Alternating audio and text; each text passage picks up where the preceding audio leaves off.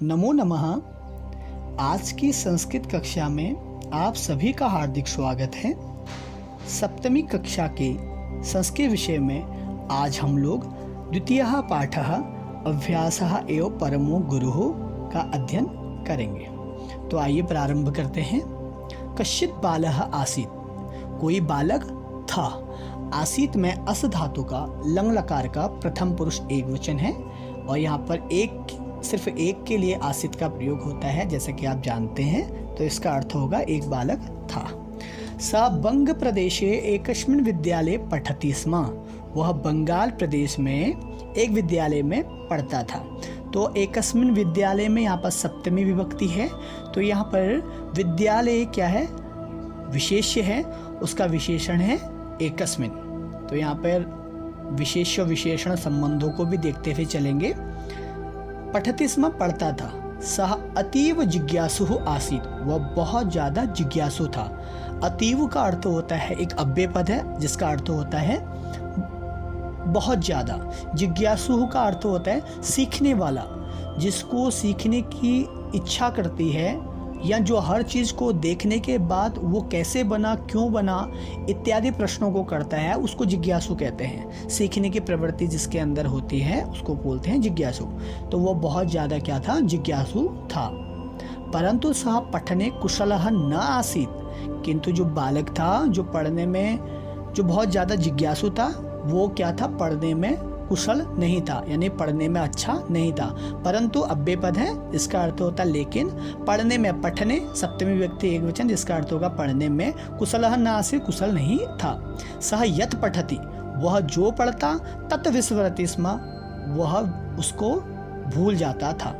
वो बालक जो था, जो पढ़ने में कमज़ोर था, बंगाल प्रदेश में एक विद्यालय में पढ़ता था, वो जो भी पढ़ता उन सब चीज़ों को भूल जाता था। सहपाठिनः तस्य उपहासं कुर्वन्ति स्म। सहपाठिनः का मतलब क्लासमेट, जो उसके क्लास में पढ़ने वाले छात्र थे। तस्य का मतलब होता उसका। तत् शब्द का षष्ठी विभक्ति एक वचन है, पुल्लिंग और नपुंसकलिंग दोनों में आता है। यहाँ पर पुल्लिंग के लिए प्रयोग हुआ है। सहपाठी यानी कि क्लासमेट जो उसके फ्रेंड थे, उसका उपहासं कुर्वन्ति स्म, उपहास करते थे अर्थात मजाक उड़ाते थे। सह चिंतयति, वह सोचता है। क्या सोचता है वह बालक? कि अहं मूर्खः अस्मि, क्या मैं मूर्ख हूँ? ऐसा कौन सोच रहा है? वो बालक सोच रहा है जो आपको चित्र में दिखाई दे रहा है। कि मम भाग्य विद्या न अस्ति, क्या मेरे भाग्य में विद्या नहीं है? भाग्य में सप्तमी विभक्ति एकवचन, भाग्य में। परंतु अहम तु पठितुम इच्छामि, पर मैं पढ़ना चाहता हूँ। यहाँ पर तू का अर्थ होता है तो, पर मैं तो पढ़ना चाहता हूँ। तो जो है तू अव्यय पद है और पठितुम में तुमुन प्रत्यय है, तो पढ़ना चाहता हूँ, है ना। तदा किम करणीयम, तब क्या करना चाहिए? तदा का मतलब तब, किम का मतलब क्या, कर्तव्यम का मतलब करना चाहिए। एकदा सह मार्गे एकम कूपम अपश्यत, एक बार, एकदा एक अव्यय पद है जिसका अर्थ होता है एक बार। एक बार उसने, सह का मतलब वह या उसने होता है।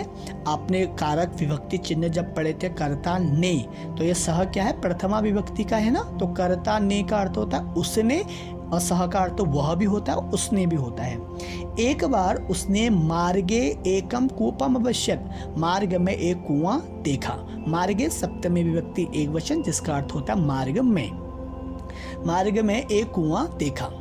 कूपस्य ऊपरी एकः घटः आसीत्, कुएं के, कूपस्य षष्ठी विभक्ति एकवचन, कुएं के ऊपर एकः घटः आसीत्, एक घड़ा था। कुएं के ऊपर एक क्या था? एक घड़ा था। सः घटस्य अधः एकम गर्तम अपश्यत, उसने घड़े के नीचे, घटस्य षष्ठी विभक्ति एकवचन, अधः एकम गर्तम अपश्यत, घड़े के नीचे एक गड्ढे को देखा। प्रिय छात्रों, आप यहाँ पर देख रहे हैं एकः घटः, यहाँ पर घटः जो शब्द है वो विशेष्य है और उसका विशेषण पद कौन सा है? एकः। ठीक उसी प्रकार एकम गर्तम, यहाँ पर जो गर्तम है ये विशेष्य पद है और उसका विशेषण क्या है? एकम। यहाँ पर आप देख पा रहे होंगे गर्तम क्या है? नपुंसक लिंग पद है है ना। तो उसी का विशेषण बन के जो आया वो भी नपुंसक लिंग पद का ही आया, यानी कि एकम क्या है, नपुंसक लिंग के वन की संख्या है, यानी कि एक को नपुंसक लिंग में एकम बोलते हैं। यहाँ पर एकम इसलिए आया क्योंकि यहाँ पर गर्तम लिखा था, और ठीक है यहाँ पर घटः है जो कि पुल्लिंग शब्द है, और उसका विशेषण बन के जो एकः आया ये भी पुल्लिंग का ही शब्द है, अर्थात पुल्लिंग के साथ पुल्लिंग वाला शब्द आएगा और नपुंसकलिंग के साथ नपुंसकलिंग का शब्द आएगा। तो आगे बढ़ते हैं। सह अचिंत्यत, उसने सोचा, किसने सोचा, उस बालक ने सोचा, जो कि आपको चित्र में भी दिखाई दे रहा है। उसने सोचा इमं सुंदरम गर्तम कह निर्मितवान, ये जो सुंदर गड्ढे को किसने बनाया, निर्मितवान का अर्थ होता है बनाया, कह निर्मितवान किसने बनाया।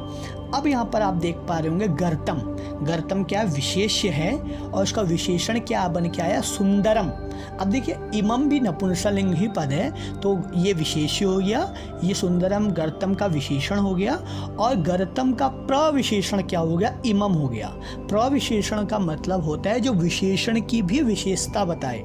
एक तो विशेषण, एक तो विशेष्य होता है, विशेष्य की जो विशेषता बताए वो विशेषण होता है, और जो विशेष्य की विशेषता बताए उसको प्रविशेषण बोलते हैं। तो आप यहाँ पर देख पा रहे होंगे एक इमम सुंदरम गर्तम, गर्तम विशेष्य हो गया और सुंदरम क्या हो गया, विशेषण हो गया, और इमम क्या हो गया, प्रविशेषण हो गया।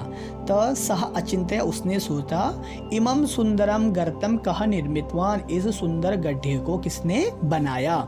सह मातरम अपृच्छत, उसने अपनी मम्मी से पूछा, अपनी मम्मी को पूछा। आपके अंदर भी जब भी कोई जिज्ञासा आती है आपके मन में, आप भी अपने मम्मा या पापा से पूछते हैं ना, उसी प्रकार उस बालक ने भी जिज्ञासावश अपने माता से पूछा। सह मातरम अपृच्छत, क्या पूछा माता से, मातः, हे ममा, अरे मम्मी, अरे मम्मा, अहम कूपे घटस्य अधः एकम गर्तम अपश्यम।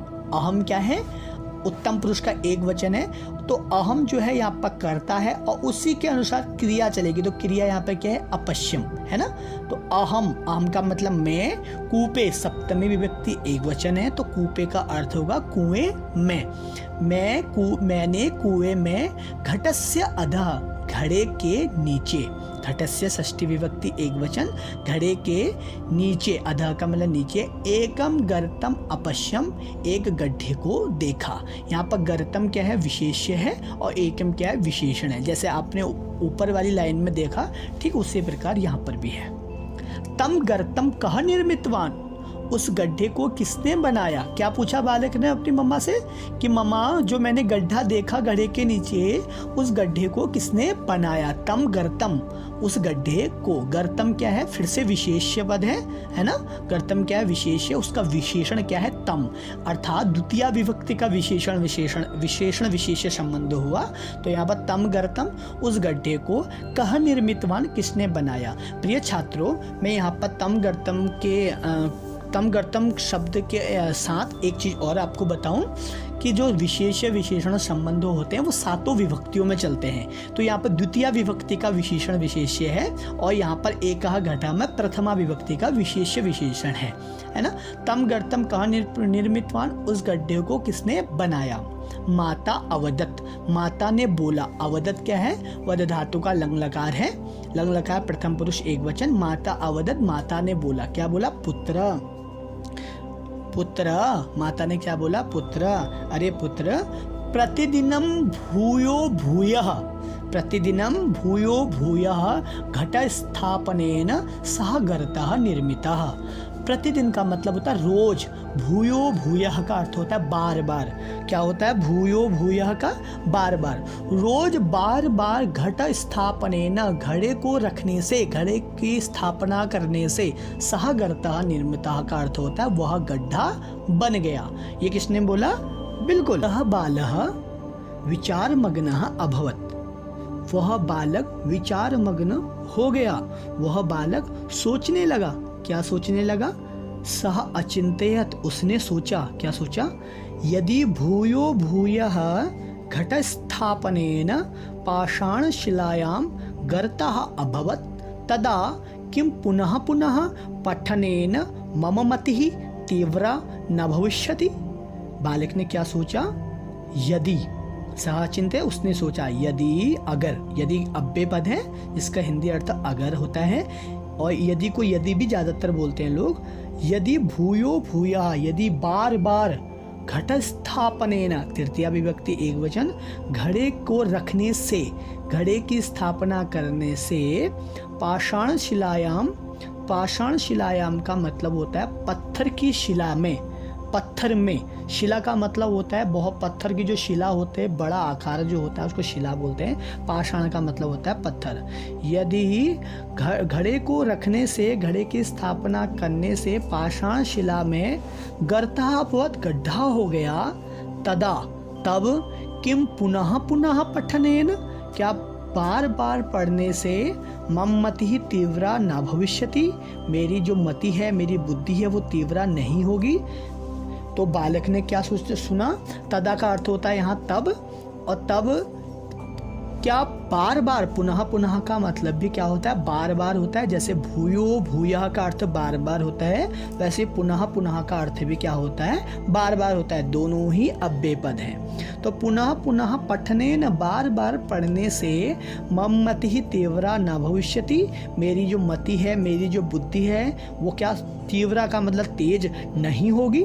बालक ने जब ये जाना, चित्र में आप देख पा रहे होंगे, बालक ने जब ये जाना कि बार बार घड़े को एक स्थान पर रखने से पत्थर में गड्ढा हो गया, तो बालक सोचने लगा कि बार बार, ये गड्ढा तो किसी ने बनाया नहीं, और बार बार इस गड्ढे के ऊपर घड़े को रखा गया और घड़े, पत्थर के नीचे गड्ढा हो गया घड़े को रखने से।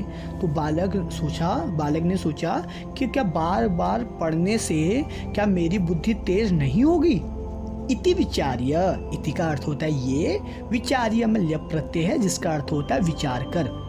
यह विचार कर सह विद्याभ्यासे संलग्न अभवत, वह विद्या अभ्यासे, सप्तमी विभक्ति एक वचन है, विद्या के अभ्यास में संलग्न हो गया, लग गया। संलग्न हो गया का मतलब वो रोज पढ़ने लग गया, विद्या के अभ्यास करने लग गया, है ना।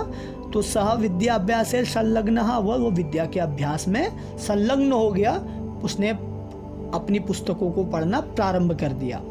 सह पुनः पुनः पाठान अपठत, जब पहले वो जिस पाठ को एक बार पढ़ता था, अब वो उस पाठ को बार बार पढ़ने लग गया। सह पुनः पुनः, पुनः पुनः का अर्थ क्या होता है, बार बार। वह बार बार पाठान, द्वितीया विभक्ति बहुवचन, अर्थ क्या होगा, कर्ता ने कर्म को, वह बार बार अपने पाठों को, अपठत मतलब उसने पढ़ा, जो भी उसके पाठ थे उनको बार बार अध्ययन करने लग गया, उसका वो बार बार अध्ययन करने लग गया। पुनः पुनः लेखनस्य अभि अभ्यास अकरोत, और बार बार लिखने का भी अभ्यास किया।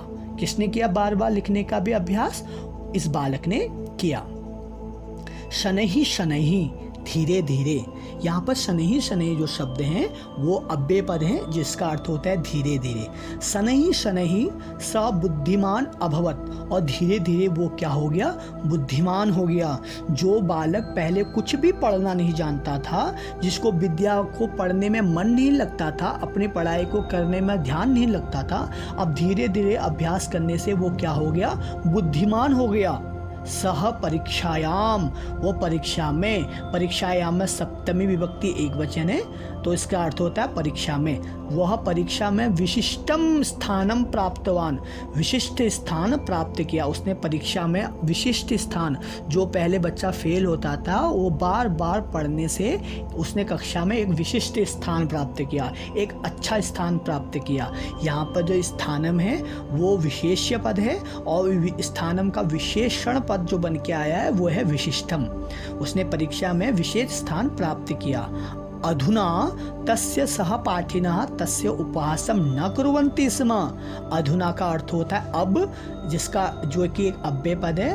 अब उसके सहपाठी यानी उसके क्लासमेट, उसके क्लास में पढ़ने वाले छात्र, तस्य का मतलब उसका, उपहासं न कुर्वन्ति स्म, उपहास नहीं करते थे। अब बालक का उपहास पहले इसलिए करते थे कक्षा में उसके फ्रेंड जो थे, उसके सहपाठी जो थे, क्योंकि बालक जो था वो पढ़ने में क्या था, कमज़ोर था और जो भी पढ़ता वो भूल जाता। जब उसने कुएं के पास एक घड़े को देखा और घड़े के नीचे पत्थर में गड्ढा हुआ था, तो उसने ये वाली चीज़ अपने माँ से पूछी कि हे मामा, ये गड्ढा पत्थर में कैसे हुआ? तो उसके मम्मी ने बताया कि बेटा, ये पत्थर में गड्ढा इसलिए हुआ क्योंकि रोज़ इसके ऊपर घड़ा रखा जाता है और बार बार घड़े को इसके ऊपर रखने के कारण यह गड्ढा बन गया। तो बालक ने एक चीज़ समझ ली कि बार बार किसी चीज़ का अभ्यास हम करेंगे तो ये बात पक्की है कि मैं भी उस चीज़ को सीख जाऊंगा। हम कोई भी चीज़ बार बार पढ़ेंगे तो वो चीज़ हमें याद हो जाती है। तो फिर क्या हुआ, अधुना तस्य सहपाठिनः तस्य उपहासं न कुर्वन्ति स्म। अब उसके सहपाठी जो है उसका उपहास या उसका मजाक नहीं उड़ाते हैं, अपितु आदरम कुर्वन्ति स्म, बल्कि उसका क्या करते हैं, आदर करते हैं, उसका सम्मान करते हैं, उसके साथ बैठते हैं, उसके साथ घूमते हैं और उसके साथ क्लास में अच्छे से बात करते हैं, क्योंकि वो पढ़ने में आप क्या हो गया, बहुत स्मार्ट हो गया है, अब वो पढ़ने में बुद्धिमान हो गया है। पहले की अपेक्षा वो धीरे धीरे उसने अपने बुद्धि को क्या कर लिया है, अच्छा बना लिया है ना। तो आदरम कुर्वन्ति स्म, सत्यम एव कथितम, सत्य ही कहा गया है। क्या कहा गया है सत्य? अभ्यासः एव अस्ति परमो गुरुः, अभ्यास ही, एव का अर्थ होता है ही, जो कि अव्यय पद है, अभ्यास ही है। अस्ति का मतलब है, क्या है अभ्यास? परमो गुरुः, सबसे बड़े गुरु। सबसे बड़ा गुरु आपका कौन है? वो आपका अभ्यास है। किसी भी चीज़ का बार बार अभ्यास करेंगे तो आप अपने उस विषय में बहुत अच्छे हो जाएंगे और आप उस विषय में और भी आगे धीरे धीरे अच्छा करना प्रारंभ करते जाएंगे। प्रिय छात्रों, इस कहानी से हमें यह शिक्षा मिलती है कि आपको जो भी कार्य मिले जिसमें आपको ये लगता है कि ये चीज़ मैं नहीं कर पा रहा हूँ या नहीं कर पा रही हूँ, उस काम को आप बार बार करेंगे तो वो कार्य एक समय ऐसा आएगा कि आपसे वो कार्य एकदम बहुत ही सरल ढंग से होना शुरू हो जाएगा। तो इसमें अभ्यास के ऊपर बल दिया गया है इस कहानी में। जिस प्रकार बालक ने बार बार अभ्यास करने से अपनी बुद्धि को तीक्ष्ण बनाया, तेज बनाया, उसी प्रकार आप भी अपनी बुद्धि को तेज बनाएंगे। और इस पाठ से आपने क्या सीखा, ये आप अपने मम्मा और पापा को भी बताएंगे। धन्यवाद।